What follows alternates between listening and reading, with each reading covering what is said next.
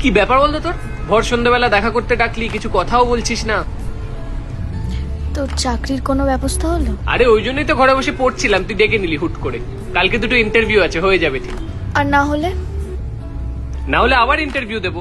দেখ আমি তো চেষ্টা করছি বল, আর এখনো তো সময় আছে আমাদের হাতে। নাকি নেই? বাড়ি থেকে বিয়ে ঠিক করেছে। আমি আর পারছিলাম না, জানিস তো, বাবা মার এই রোজ সম্বন্ধ হওয়ার কম্পিটিশনে আমি আমি হেরে গেলাম, তাই তো? তাই আজকে দেখা করাটা কম্পিটিশনে লাস্ট হওয়ার কনসোলেশন প্রাইজ।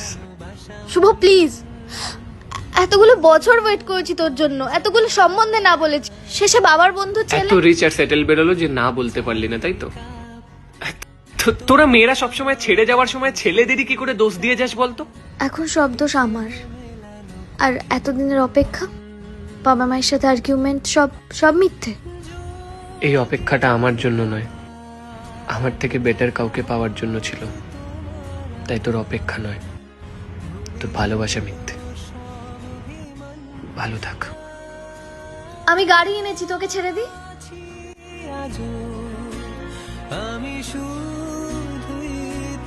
ছেড়েই তো দিলি। জানি তুমি